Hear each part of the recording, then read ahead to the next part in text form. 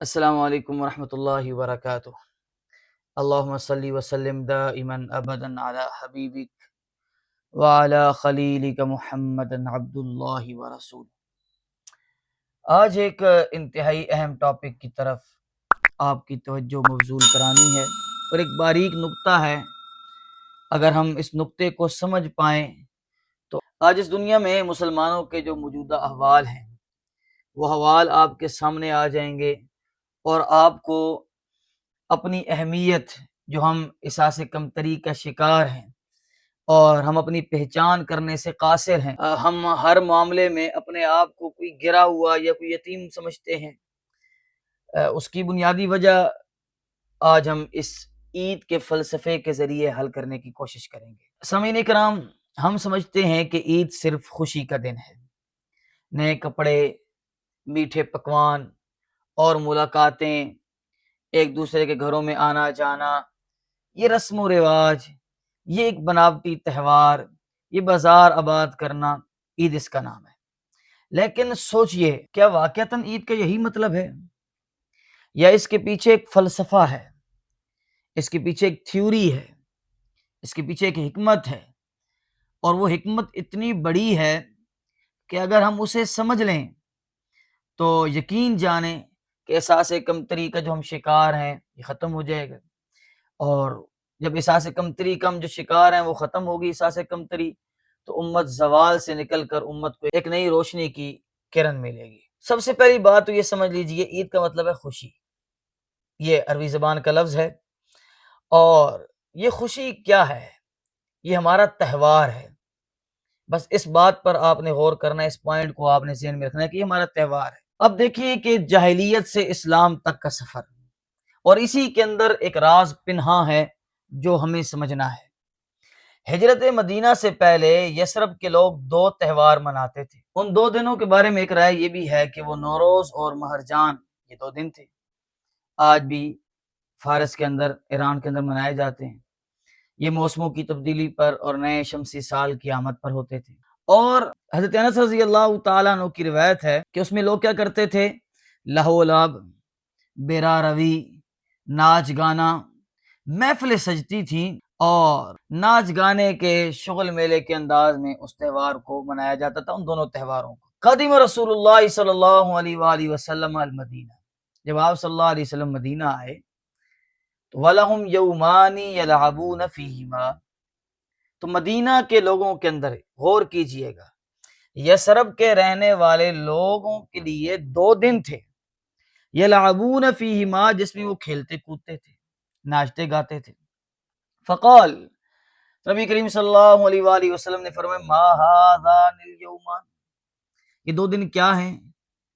تو صحابہ کرام نے فرمایا، کننا نلعب فیہما فی الجاہلیہ، ہم جاہلیت میں، یعنی زمانہ جاہلیت کے اندر ان دونوں دنوں کے اندر کھیل کود کیا کرتے تھے۔ فقال، آپ صلی اللہ علیہ وآلہ وسلم نے فرمایا، ان اللہ قد ابدلکم بہما خیرا منہما، اللہ تعالیٰ نے ان دو دنوں کے بدلے میں، ان دو دنوں کو بدل کے تمہیں دو بہترین دن عطا کیے ہیں، یوم الاضحیٰ و یوم الفطر، یعنی کہ اب سے تمہارے یہ دو تہوار ہیں، ایک تہوار ہے یوم الفطر کا اور ایک تہوار ہے یوم الاضحیٰ کا۔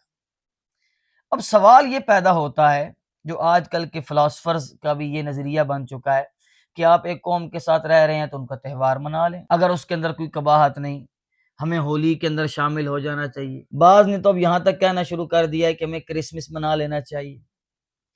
حالانکہ آپ دیکھیں کہ آپ صلی اللہ علیہ وآلہ وسلم یثرب آ رہے ہیں، آپ ان لوگوں کو قریب کرنے کے لیے ان کے تہوار مناتے تو لوگ قریب آتے کہ یار یہ تمہارے کوئی قریبی ہیں، لیکن رسول اللہ صلی اللہ علیہ وآلہ وسلم کو ایک بات، جس بات کا آپ صلی اللہ علیہ وسلم کے دل میں ایک خدشہ تھا، وہ خدشہ کیا تھا وہ ہم آگے ذکر کر رہے ہیں۔ اس خدشے کی بنیاد پر آپ صلی اللہ علیہ وآلہ وسلم ایک اصول دے رہے ہیں کہ خالف الیہود والنصارى، اے میری امت، یہود و نصارہ کی مخالفت کرنا۔ یہاں دو باتیں آ گئیں۔ پہلی بات تو یہ ہے کہ اسلام کوئی یتیم مذہب نہیں ہے، اسلام کوئی ایسا مذہب نہیں ہے کہ جس کے پاس کوئی بنیاد نہ ہو، جس کی کوئی اصل نہ ہو، نہیں۔ اسلام ہمیں کلچر دیتا ہے، اسلام ہمیں ثقافت دیتا ہے، اسلام ہمیں تہذیب دیتا ہے، اسلام ہمیں زبان دیتا ہے، اسلام ہمیں لباس کے اصول دیتا ہے، اسلام ہمیں کھانے پینے کے اصول دیتا ہے، اسلام ہمیں معاشرت کے اصول دیتا ہے، اسلام ہمیں معیشت کے اصول دیتا ہے، اسلام ہمیں حکومت چلانے کے اصول دیتا ہے، اسلام ہمیں جنگ کے اصول دیتا ہے، اسلام ہمیں امن کے اصول دیتا ہے، اسلام ہمیں دوسری قوموں کے ساتھ کیے جانے والے معاہدات کے اصول دیتا ہے۔ اسلام ایک جامع دین ہے، ایک جامع قانون ہے، یعنی کہ اسلام کے مطابق ہماری شناخت، ہماری آئیڈینٹی، ہماری پہچان یہ تمام قوموں سے الگ ہونی چاہیے۔ رسول اللہ صلی اللہ علیہ وآلہ وسلم وہ تہوار منا سکتے تھے جو آج دلیلیں دے رہے ہوتے ہیں کہ ہولی منا لی جائے اور یہاں تک کہ کرسمس بھی منا لیا جائے اور نوروز کو نہ۔ رسول اللہ صلی اللہ علیہ وآلہ وسلم بتانا چاہتے ہیں میری امت کہیں احساس کمتری کا شکار نہ ہو جانا، تمہاری تہذیب، تہوار، معاشرت سب بدل دی گئی ہے۔ اور یہ کیوں بدلے گئے ہیں؟ اس کا پہلا اصول میں نے بتایا خالف الیہود والنصارى، یہ بات رسول اللہ صلی اللہ علیہ وسلم کیوں فرما رہے ہیں؟ اور آپ صلی اللہ علیہ وسلم صرف یہ نہیں کہہ رہے کہ یہود و نصارہ کی مخالفت کرو، آپ کا انداز دیکھیے گا۔ آپ صلی اللہ علیہ وسلم فرما رہے ہیں اپنی داڑھیوں کو بڑھاؤ اور اپنے یہ ہونٹوں کے اوپر آنے والی مونچھوں کو کٹاؤ، اور ساتھ فرما رہے خالف المشرکین، ذہن میں رہے کہ مشرکین کی مخالفت کرنی ہے۔ نماز کے اوقات میں دیکھیے آپ صلی اللہ علیہ وآلہ وسلم نے فرمایا کہ سورج طلوع اور غروب ہونے کے وقت نماز نہ پڑھو، کیونکہ یہ کفار کی عبادت کا وقت ہے۔ شیطان بیٹھ جاتا ہے وہاں پہ، گویا شیطان کے دو سینگوں کے درمیان سے سورج طلوع ہو رہا ہے، اور اپنے چیلوں سے کہتا ہے دیکھو یہ میری عبادت کر رہے ہیں، میری بات مان رہے ہیں۔ تو یہاں پہ بھی فرمایا کہ کفار کے عبادت کے اوقات کی مخالفت کرو۔ اچھا، میدان جنگ کے اندر صحابہ کرام رضوان اللہ تعالی علیہ مجمعین ہیں، اب میدان جنگ کے اندر جوتے اتاریں گے پھر نماز پڑھیں گے، اتنے میں تو دشمن حملہ کر دے گا، پھر جوتے پہنتے پہنتے ہی جانیں چلی جائیں گی۔ اب اصول دیکھیے گا، خالف الیہود، یہود کی مخالفت کرو، فإنہم لا یصلون فی نعالہم، وہ کبھی بھی جوتے پہن کے نماز نہیں پڑھتے، عبادت نہیں کرتے، تو تم یہاں مخالفت کرو، میدان جنگ کے اندر جوتے پہنو۔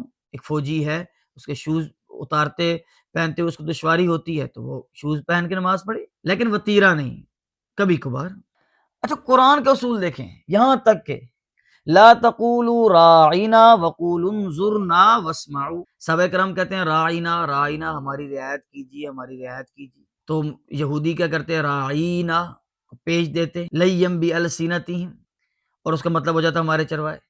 لفظ بدل دیا، جو یہودی جس لفظ سے ناجائز فائدہ اٹھا رہے ہیں وہ لفظ بدل دیا، اور فرمایا کہ قول انظرنا، کہو کہ انظرنا یا رسول اللہ ہماری طرف نظر کرم فرمائیے، بات دوبارہ ارشاد فرما دیجیے۔ یہاں تک کہ سلام میں فرق، یہودی آ کہتے السلام علیکم، تم پر بربادی ہو، تو آپ نے فرمایا نے کہو وعلیکم، بس، اور اے مسلمانوں سلام واضح کرو، السلام علیکم ورحمۃ اللہ، افشوا السلام، سلام کو پھیلاؤ۔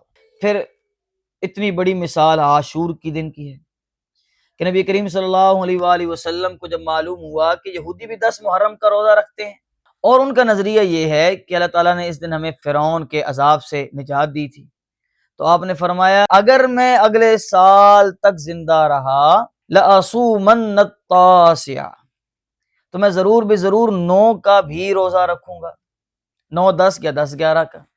کیوں؟ خالف الیہود، یہود کی مخالفت کرو۔ باقی باتیں چھوڑیں، آپ کو یہ بات سن کے حیرانی ہوگی کہ رسول اللہ صلی اللہ علیہ وآلہ وسلم اپنی انگشت مبارک، انگوٹھی اس انگلی میں پہنا کرتے تھے۔ بتایا گیا کہ نصارہ کے بادشاہ اس انگلی میں انگوٹھی پہنتے ہیں، آپ نے انگوٹھی کو اس انگلی میں پہن لیا، یہاں تک کی بات میں آپ صلی اللہ علیہ وسلم نے مخالفت کی، یہاں تک کہ بالوں میں کنگھی کا انداز، اللہ اکبر، آپ صلی اللہ علیہ وسلم پہلے بال پیچھے کیا کرتے تھے، اور پھر مدینہ میں آ کے آپ صلی اللہ علیہ وسلم مانگ نکالنا شروع ہو گئے۔ کیوں؟ خالف الیہود، وخالف المشرکین۔ یہ آپ صلی اللہ علیہ وسلم کا انداز کیوں ہے؟ اب اس قابل غور نقطے کی طرف آ جائیں کہ آپ صلی اللہ علیہ وسلم ان چھوٹی چھوٹی باتوں میں امت کو مخالفت کا سبق کیوں دے رہے ہیں؟ یہیں سے عید کا تہوار ہمیں سبق دیتا ہے کہ ہماری الگ تہذیب کیوں بنائی گئی۔ دیکھیں، جب بھی کوئی قوم کسی دوسری قوم کا اثر قبول کرتی ہے تو پہلے چھوٹی چھوٹی باتوں میں اس قوم کے پیچھے چلنا شروع کرتی ہے۔ آپ میری بات سے مخالفت کریں گے شاید کیا سوچ کے، لیکن میں آپ کو دعوت فکر دوں گا کہ اس برے صغیر پاک و ہند میں انگریز کے تسلط کی جہاں اور بہت ساری وجوہات تھیں، ایک وجہ اور کیا تھی کہ ہم پوری طرح بغاوت کی جنگ میں بھی حصہ نہ لے سکے۔ اس پر میں نے سر سید احمد خان کے متعلق پورا ایک کلپ بنا کے ریکارڈ کیا ہوا ہے، آپ ضرور سنیں اس کو، کہ دیکھیں مسلمانوں کے طبقے الگ کرنے میں یہ بات تو تمام کے نزدیک مسلم تھی کہ انگریز ہمارا نہیں ہے، اس قوم کا، اس وطن کا باسی نہیں ہے، اس زمین کا رہائش کنندہ نہیں ہے، ایک وہ بیر سے آ رہا ہے اور ہمارے اوپر قبضہ کرنا چاہتا ہے، یہ بات تو مسلم تھی۔ لیکن اس کے باوجود بھی جب بغاوت کی جنگ ہو رہی ہے، جنگ آزادی لڑی جا رہی ہے، تو آپ دیکھیں کہ ہندوستان نہیں لڑ رہا۔ چند آپ کو گنے چنے نام نظر آئیں گے، شاہ اسماعیل شہید نظر آئیں گے رحمہ اللہ تعالی، ان کے کمانڈرز نظر آئیں گے، آپ کو ٹیپو سلطان نظر آئے گا رحمہ اللہ تعالی، اس کے علاوہ آپ کو کیا نام نظر آئیں گے؟ دو چار نام اور نظر آئیں گے۔ کچھ سکھوں نے بھی مخالفت کی، بالکل کی، لیکن یہ کیوں اتنی بڑی دراڑ پڑی کہ لوگ ساتھ دینے سے بھی اکتا گئے اور کترا گئے کہ ہم ساتھ نہیں دیں گے؟ اس کی بنیاد یہی تھی جو رسول اللہ صلی اللہ علیہ وسلم ہماری ذہن سازی کر رہے تھے۔ یہیں سے قومیں تسلط حاصل کرنا شروع کرتی، وہ کیا تھا؟ ہمیں انگریزی زبان سیکھنی چاہیے، پھر انگریز ہمارے لیے ابر رحمت ہیں، پھر انگریزی لباس بڑا اچھا ہے، یہ پہلے ان کی زبان آئی، پھر ان کا کلچر اڈاپٹ کرنا شروع کیا، پھر آہستہ آہستہ ان کے نظریات ہمارے اندر آتے گئے، پھر ہم انٹرٹینمنٹ کی راہوں میں گامزن ہو گئے، اور اس کے پیچھے رول کی شخصیت کیا ہے میں نے اشارہ کر دی، اور آپ ضرور ویڈیو دیکھیے گا میری سر سید احمد خان حقیقت کے کٹہرے میں، لازمی آپ اس پر غور کیجیے گا، آپ کو سمجھ آئے گی کہ کیا ہوا۔ تو آہستہ آہستہ آہستہ کر کے ہم نے ان کی زبان سیکھی، پھر ہم نے ان کا کلچر اڈاپٹ کیا۔ اب حالت یہ ہے کہ ہماری عدالت کے اندر، ابھی آپ وہ ویڈیوز نکال کے دیکھ لیں، پھر انہوں نے اس نشریات کو بند کر دیا تھا، وہ چیز ہٹا دی تھی، آپ وہ پرانی نشریات نکالیں، عدالت کی جب نئی عدالت شروع ہوئی تھی کہ آگے جو جج بیٹھا ہوا ہے فیصلہ دینے والا، اس نے انگریزی لباس پہنا ہوا ہے، انگریزی پوشاک پہنی ہوئی ہے جو جج پہنتے ہیں، اور اس کے پیچھے کھڑا ہوا ہے ایک جو پی اے ہے، نوکر ہے، جو اس کے سامنے جی حضور کرتا ہے، اس نے جناح کیپ اور شیروانی پہنی۔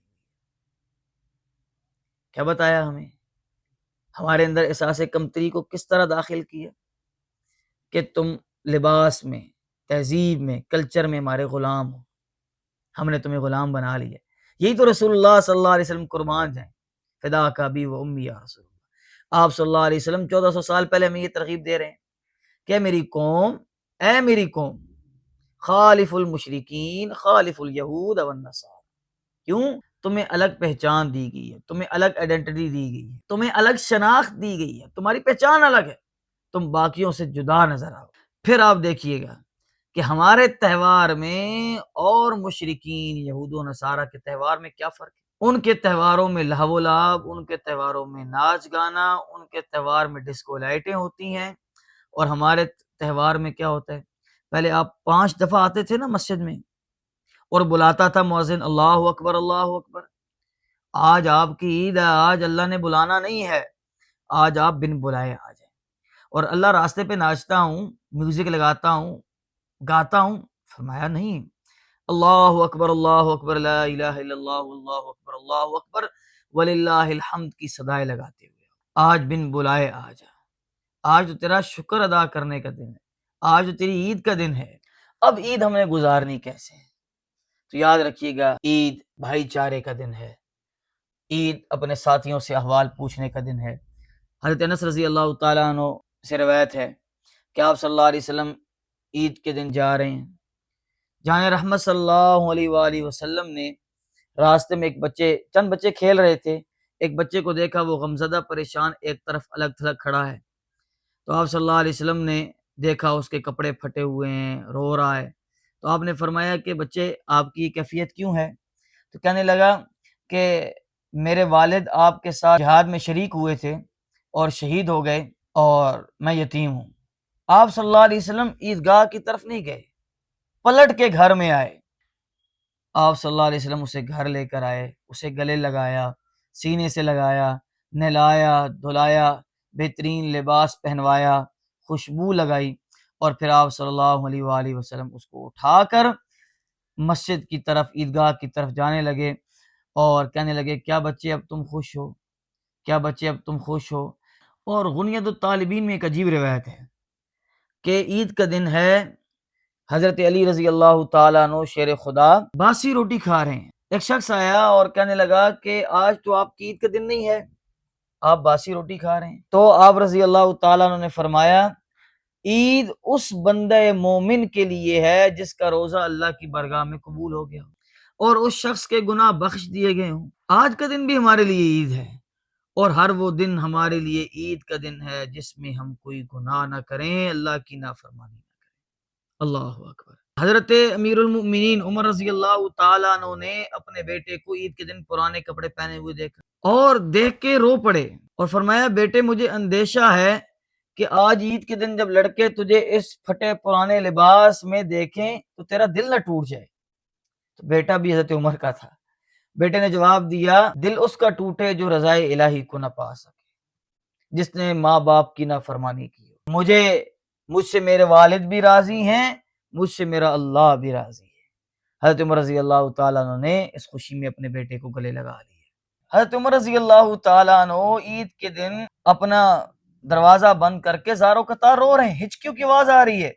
ایک ساتھی نے بیر سے عرض کیا یا امیر المؤمنین آج تو عید کا دن ہے، خوشی کا دن ہے. تو فرمانے لگے ھذا یوم العید و ھذا یوم الوعید، یہ عید کا دن بھی ہے اور وعید کا دن بھی ہے. اللہ اکبر. خوشی کا دن اس کے لیے ہے جس کے نماز روزے قبول ہو گئے اور اللہ نے اس کی بخشش کی، اور وعید کا دن اس کے لیے ہے کہ جس کے نماز روزے بھی اللہ نے اس کے منہ پہ مار دیے، اس کے لیے وعید کا دن ہے. انا لا ادری من المقبولین ام من المطرودین، مجھے نہیں پتا کہ میں مقبولین میں سے ہوں، قبول کر دیا گیا ہوں، میرے اعمال قبول کر دیے گئے ہیں یا رد کر دیے گئے ہیں. اللہ اکبر. کیا خوب وہ لوگ تھے، والذین یؤتون ما آتوا وقلوبهم وجلۃ انہم الی ربہم راجعون، اللہ کی راہ میں خرچ کرنے کے بعد پھر روتے ہیں، ڈرتے ہیں کہ پتہ نہیں ہماری یہ چیزیں اللہ کے برگاہ میں قبول ہوئی ہیں کہ نہیں. تو میرے بھائیو عزیزو، عید کا دن ہمیں الگ شناخت دیتا ہے اور عید کا دن ہمارے لیے فکر کا دن ہے. اللہ اکبر. وہ حدیث ذہن میں رہے، آخری حدیث اور درد انگیز حدیث، کہ جب یوم عیدہم فاذا کان یوم عیدہم یعنی یوم فطرہم، جب عید کا دن آتا ہے تو اللہ تعالیٰ اپنے فرشتوں کے سامنے فخر کرتے ہیں، یہ دیکھو میرے بندے کو کیسے اس نے میری عبادت کا حق ادا کر دیا. تم اس کے بارے میں کہتے تھے قالوا اتجعل فیہا من یفسد فیہا ویسفک الدماء، اسے خلیفہ بنا رہا ہے، یہ تو ناخون بہائے گا. دیکھو میرے بندوں کو دیکھو. پھر اللہ پوچھتا ہے کہ بتاؤ فرشتوں، اس مزدور کو کیا اجر مزدوری دی جائے، کیا اجر دیا جائے جو اپنا کام پورا کرے؟ فرشتے کہتے ہیں کہ اس کا اجر، اس کی مزدوری تو یہ ہے کہ اس کو پوری پوری مزدوری دی جائے. تو اللہ تعالیٰ فرماتے ہیں ملائکتی، میرے فرشتوں، عبادی و امائی، میرے بندے اور میری بندیوں نے قضوا فریضتی علیہم، اس فرض کو پورا کیا جو میں نے ان کے ذمہ کیا تھا. ثم خرجوا، پھر وہ عید کے دن نکل رہے ہیں، یعجون الی الدعاء، چیخو پکار آہو زاری کر کے دعا کی طرف، مجھ سے مانگنے کے لیے آ رہے ہیں. عید ہے مانگنے کا دن، عید ہے احساس کرنے کا دن. وعزتی وجلالی وکرمی وعلوی وارتفاع مکانی، قسمیں دیکھیے گا. وعزتی، مجھے میری عزت کی قسم، مجھے وجلالی، مجھے میرے جلال کی قسم، وکرمی، مجھے اپنی صفت کرم عنایت کرنے کی صفت کی قسم، وعلوی، سب سے بلند و بالا ہونے کی مجھے قسم، وارتفاع مکانی، میرا عرش وسیع کرسی السماوات والارض، اس کی مجھے قسم ہے، لأجیبنہم، میں ان کی دعا ضرور بالضرور قبول کروں گا۔